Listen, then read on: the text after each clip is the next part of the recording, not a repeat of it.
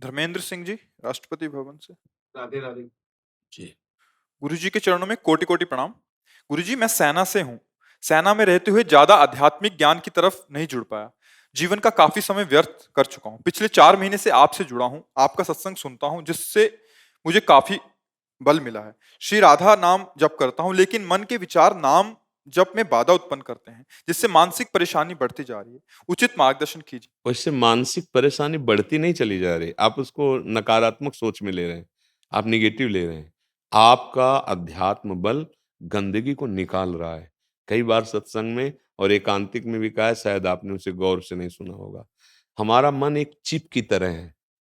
देखो ऐसी-ऐसी छोटी चिपें आती हैं, 350 घंटे, 500 घंटे का उसमें प्रवचन या कुछ भी भरा जा सकता है। तो ये भगवान का मन जो बनाया हुआ है, ये अनंत जन्मों के इसमें गंदे और अच्छे दोनों संस्कार भरे हुए हैं। पूरा डिलीट करना है। निर्मल मन जन सो मोहि पावा, भगवान कह रहे हैं। अब जब आप राधा राधा जपना शुरू किए तो गंदगी निकल रही। कोई आ रहा है तो आप देखोगे या जा रहा है तो देखोगे। अब वो आ नहीं रहा है, वो जा रहा है।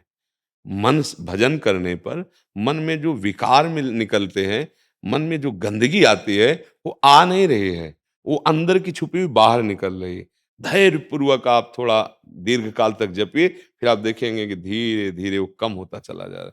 फिर उसमें आने लगेंगे भगवान की झांकियां, फिर महापुरुषों की कृपा तुम्हें अनुभव होने लगेगी। स्वप्न में दिव्य भगवान की कोई न कोई लीलाएं ऐसी, फिर आगे बताना नहीं पड़ेगा, वो रास्ता चल पड़ेगा। अभी कुछ दिन सहने का मार्ग है। देखो एक कच्ची मटकी होती है, बड़ी सुंदर प्रक्रिया है, साधक के लिए बहुत मतलब अनुकरणीय है। मिट्टी कुम्हार खोद के लाता है, इसके बाद उसकी बहुत पिटाई करता है। मतलब अगर इतनी मिट्टी भी कहीं कड़ी रह गई तो वहीं से मटकी पानी देने लगेगी, मतलब वहीं से रिस होने लगी, खाली हो जाएगी मटकी। वो एक छोटी सी सरसों के समान भी कड़ी मिट्टी नहीं रहने देता। कूट के फिर जल डाल के फिर पैरों से हाथों से गूंद गूंद कर उसे एकदम मलाई जैसा कर देता है। फिर चाक पे चढ़ाता है, फिर जैसा चाहता है वैसा आकार देता है उस मिट्टी का। फिर भी नहीं बख्शा गया, अब उसे धूप में रख के तपाया गया। फिर भी नहीं बख्शा गया, उसको आवे पे रख के जलाया गया। तब वो मटकी जब परिपक्व हो गई तो बाजार में ऐसे रख के वो बजा के दिखाता है, लो कुछ भी रस भर दो, अब ये न फटेगी और न चुएगी। अगर वो धूप में सेकने के बाद उसमें 1 लोटा पानी डाल दो तो पूरी मटकी फैल जाएगी।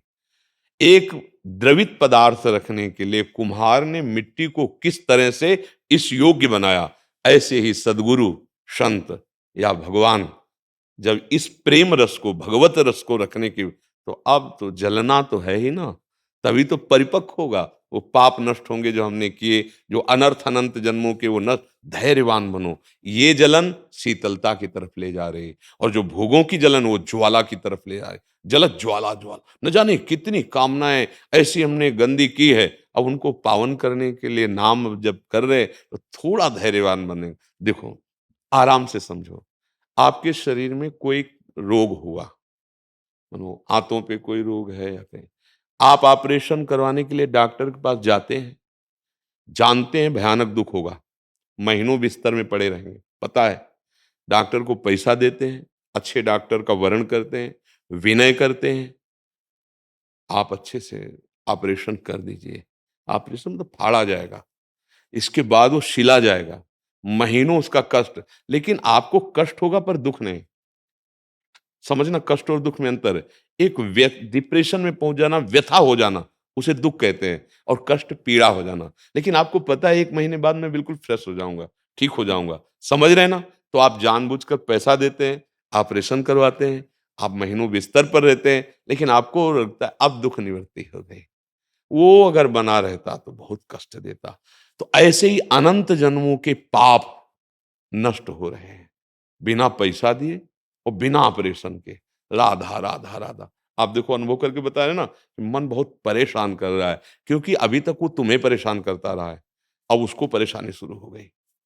अनुभव में आ रहा है ना, परेशान है मन, क्योंकि इस बेईमान ने हमको प्रेरित करके ऐसे कर्म कराए कि दुर्गति हो जाती है। अब उन कर्मों की धुलाई हो रही, सफाई। जैसे ऑपरेशन हो रहा है ना, पीड़ा होती है पर दुख नहीं, दुख नहीं होना चाहिए। दुख होगे तो फिर व्याकुलता आएगी और भजन छूट जाएगा।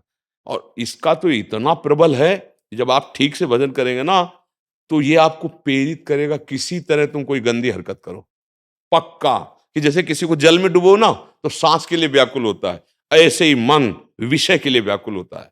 पर गुरुजनों के वचन शास्त्र, नहीं नहीं, राधा राधा राधा राधा, वो जल गया, शांत हुआ। दूसरी वृत्ति आई, महायुद्ध है ये, छोटा मोटा नहीं है। जीवन मुक्त होना महायुद्ध है, और इस युद्ध में किसी का सहयोग नहीं, सिर्फ आप अपने आप से। संत महात्माओं के वचन, अच्छा मान लो हम आपको समझा रहे, ना समझे, अभी बाहर निकले, खत्म खेल। चलना तो आपको है ना, जैसे डॉक्टर ने औषधि दे दी, खाना तो आपको है ना, परहेज तो आपको करना पड़ेगा।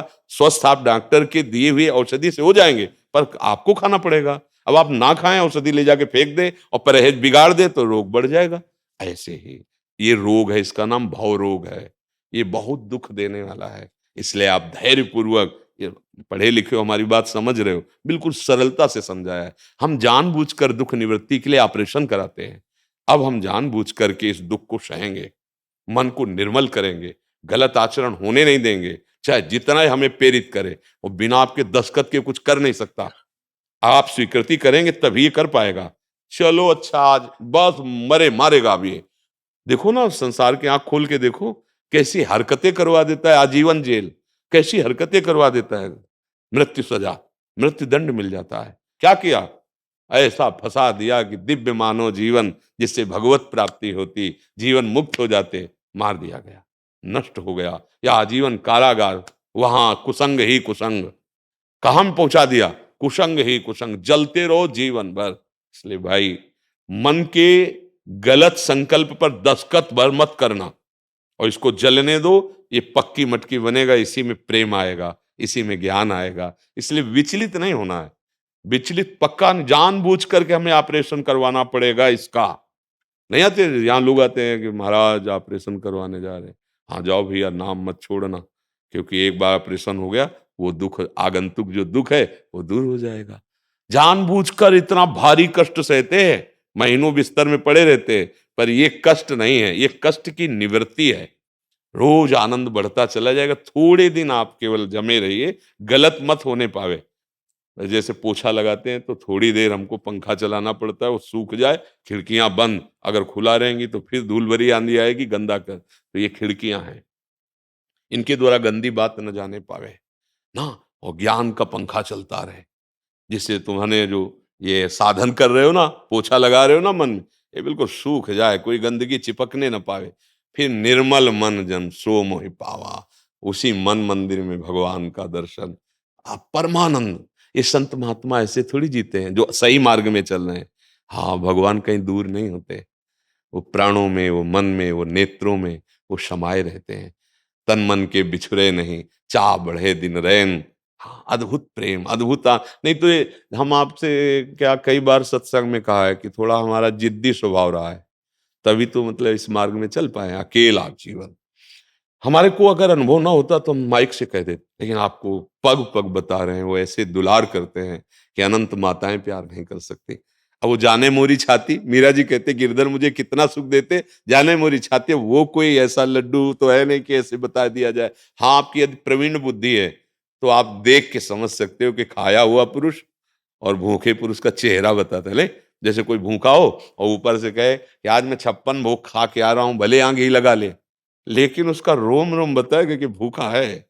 ऐसे ही भगवत आनंद का अनुभव और भगवदानंद की केवल बातें, दोनों में अंतर हो जाएंगे। जो ब्रह्मानुभूति भगवदानंद है, दर्शन और संभाषण मात्र से एक आकर्षण, एक जीवन का बदलाव, एक जीवन की वो दिव्यता जो कहीं नहीं मिली, बस वाणी मात्र से अनुभव, दर्शन मात्र से आने लगेगी। छका हुआ पुरुष अपने आप समझ में आता है। हाँ, ये लब्ध्वा पुमान सिद्धो भवति, अमृतो भवति, तृप्तो भवति, परम तृप्ति, परम आनंद, अब कछु नाथ न चाहिए मोरे। तो वही आपके अंदर आत्म तत्व है, वही पांच भौतिक शरीर आपके अंदर है। बस डटे रहिए। देखो, आप सूरवीर योद्धा हो, अगर हमारे सैनिक विभाग में रहे हो तो प्राणों की बाजी लगा के खड़े रहना पड़ता है। कहां से कब कौन कुछ पता नहीं, ड्यूटी में गए लौट के वापस आओगे कि नहीं आएंगे पता नहीं ना। तो आप तो योद्धा हैं, इधर भी आप देखिए, इधर तो अमरत्व तो है, मृत्यु है ही नहीं। अभी राधा बोला और शरीर छूट गया तो आप भगवान को प्राप्त होंगे। भले ही सब गंदा है, लेकिन उनका सिद्धांत है अंतिम समय जो स्मरण होगा वही। तो इसीलिए कहते हैं हर श्वास राधा राधा राधा।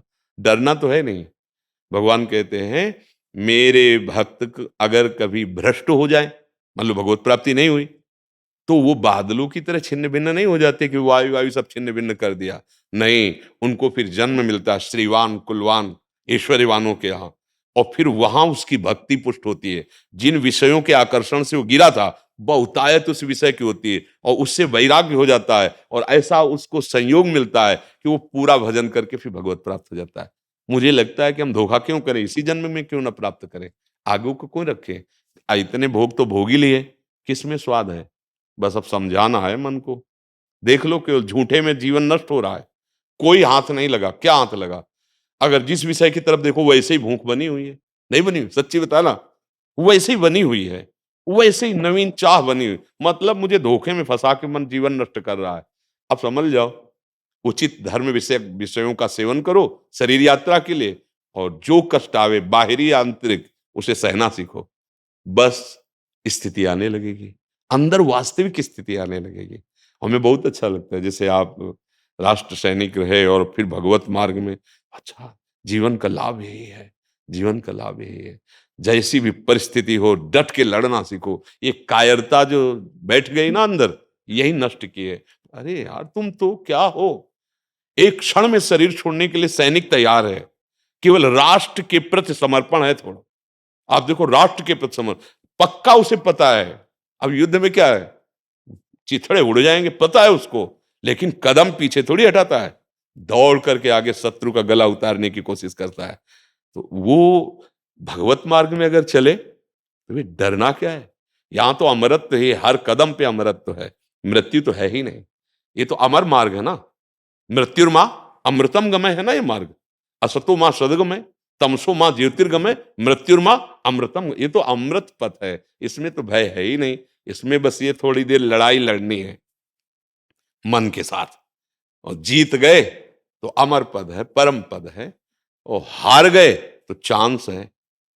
हार गए तो ऐसा नहीं कि रिजेक्ट कर दिए गए, चांस है, बढ़िया मिलेगा आगे, अगला जन्म मिलेगा, भक्ति का सानिध्य मिलेगा, और जिन भोगों में भ्रष्ट हुए उस भोग की बहुतायत होगी, और भगवान उठा करके ऐसी स्थिति दे देंगे कि वहां जैसे भरत जी महाराज हिरण में आसक्त हो गए, भगवत भाव भूल गए, अगला जन्म हिरण का हुआ। क्या हुआ, हिरण के शरीर को गंडकी नदी में खड़ा करके सूखे तृण खाकर भगवान का नाम, और अगला जो जन्म हुआ ब्रह्मबोध संपन्न महापुरुष की ऊंची भूमिका जड़ भरत जी के रूप में। भजन कभी व्यर्थ नहीं जाता। हाँ थोड़ी चूक हो जाएगी तो जन्म अगला हो जाएगा, पर ऊंची स्थिति का, क्योंकि भगवान का जो नाम है ये बीज कभी नष्ट होने वाला नहीं। एक बार राधा का ना तुम्हारे हृदय में पड़ गया, अब ये उद्धार करके ही छोड़ेगा।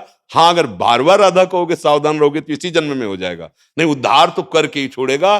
भक्ति बीज पलटे नहीं, जो जुग जाए अनंत, चाहे अनंत युग बीतित हो जाए, वो नाम नष्ट होने वाला नहीं है। ऊंच नीच कुल उपजे होए संत को संत, वो एक दिन महापुरुष बन जाएगा, क्योंकि उसके अंदर नाम गया है। समझ पा रहे आप?